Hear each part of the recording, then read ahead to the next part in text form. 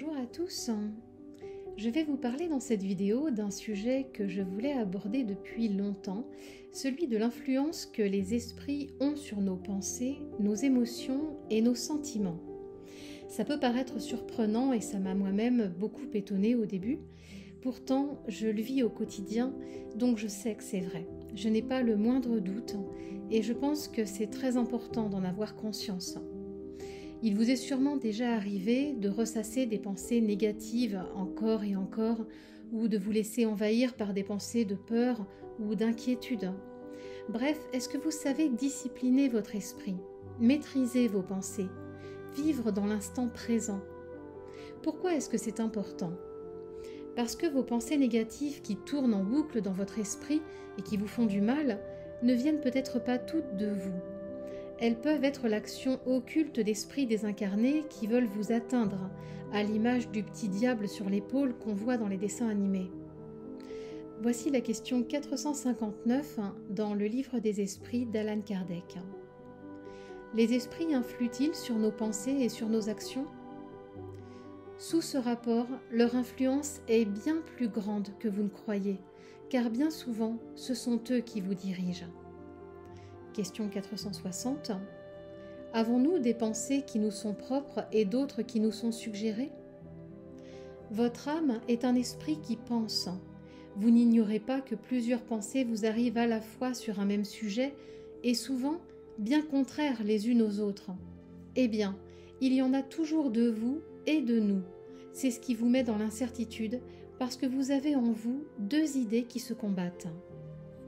Et oui, nos pensées peuvent venir de nous, évidemment, puisque nous sommes nous-mêmes un esprit incarné.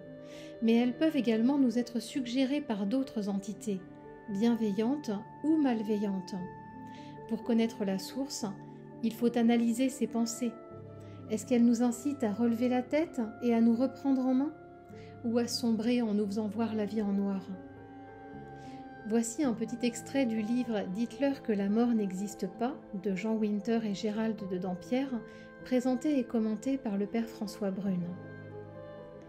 Les pensées des esprits se mêlent aux nôtres, comme s'entremêlent parfois des fils provenant de pelotes de laine de couleurs différentes. Pour vous, qui ne distinguez pas ces couleurs, il est presque impossible de séparer ces fils les uns des autres. Mais pour nous, c'est plus facile, parce que nous voyons les couleurs et nous savons bien ce qui vient de nous. Alors oui, je confirme, à titre personnel, les pensées qui viennent de nous et celles qui nous sont suggérées, c'est très difficile de les distinguer, presque impossible, mais pas complètement parce qu'en étant vraiment vigilant à nos pensées et à nos états d'âme, on arrive à voir lorsqu'il y a quelque chose qui n'est pas normal, quelque chose qui ne vient pas de nous. Et c'est valable pour les pensées, mais c'est aussi valable pour nos émotions et nos sentiments. Je ne sais pas si vous vous rendez compte à quel point c'est important. Très rares sont les personnes qui ont conscience, premièrement, de l'existence des esprits, et deuxièmement, du pouvoir d'action, de l'influence qu'ils peuvent avoir sur nous. Et quelle en est la conséquence? Eh bien, on ne les combat pas, puisque d'une part, on n'a pas conscience de leur action, et même si on explique la situation comme je suis en train de le faire, combien de personnes vont y croire? Et parmi ceux qui y croiront, combien vont être suffisamment vigilants afin de combattre ces influences occultes inférieures?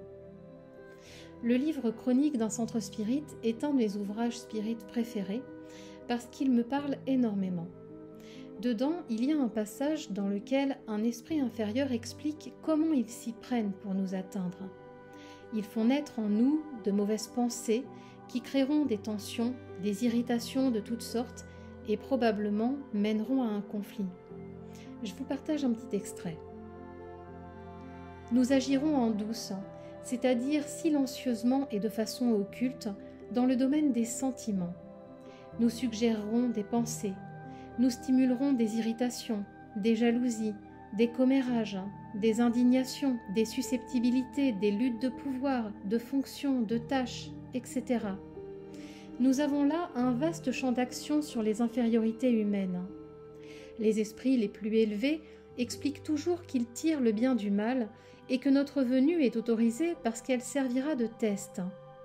Cela s'explique par le fait que les bons esprits misent sur le succès de leurs protégés face à l'épreuve. Nous, au contraire, nous misons sur leur échec. Nous devons exploiter le moment présent, car les difficultés économiques, sociales et politiques du pays jouent en notre faveur. Accaparés par leurs problèmes matériels, beaucoup oublient d'être vigilants. Ils cultivent le pessimisme, l'irritation, les jurons, etc. Ainsi, ils entrent naturellement dans notre zone vibratoire, ce qui nous permet de les influencer. Dans la majorité des cas, ils oublient même de prier. Ils se privent ainsi du meilleur moyen de nous écarter et nous aident à parvenir à nos fins. Je sais que c'est difficile à croire, et pourtant, je peux certifier que c'est vrai, je le vis. Vous ne pouvez pas imaginer à quel point l'influence que les esprits ont sur nous est réelle. Et même si on sait que ça existe, on ne le remarque pas forcément. Il faut vraiment être très attentif pour s'en apercevoir. Par exemple, une personne peut s'en prendre à nous, poussée par l'influence spirituelle de mauvais esprits qui auront pour but de nous atteindre. C'est simple pour eux, parce que la majorité des personnes n'ont pas le réflexe de résister aux mauvaises pensées ou à l'élan d'irritation qui les saisit. Donc ils se laissent envahir par les mauvais sentiments, l'irritation, l'énervement, s'en prennent à nous et c'est comme ça que les mauvais esprits arrivent à leur fin et peuvent nous atteindre. Parce qu'ils agissent sur des personnes qui n'ont même pas conscience de ce qui est en train de se passer. Et donc bien évidemment, elles se laissent aller. C'est si facile de céder à l'énervement, à la critique, au jugement. Mais si on prend conscience de ces influences et de leur pouvoir d'action, alors nous sommes naturellement plus vigilants. C'est évident parce que face à une attaque, on se défend. Encore faut-il avoir conscience de ce qui se passe. C'est quelque chose de subtil, mais avec de la vigilance, alors on peut reconnaître une action occulte.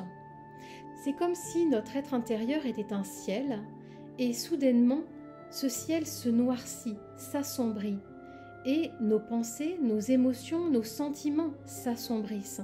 Tout devient plus lourd, on voit tout en noir. Et là, c'est un combat. Il faut se battre mentalement pour rester maître de nos pensées et de nos sentiments. Bien souvent, ils se servent des failles qu'ils trouvent en nous, de peur, de mauvais souvenirs, de doutes, de choses qui nous font du mal, qui se sont produites dans le passé ou des peurs pour l'avenir.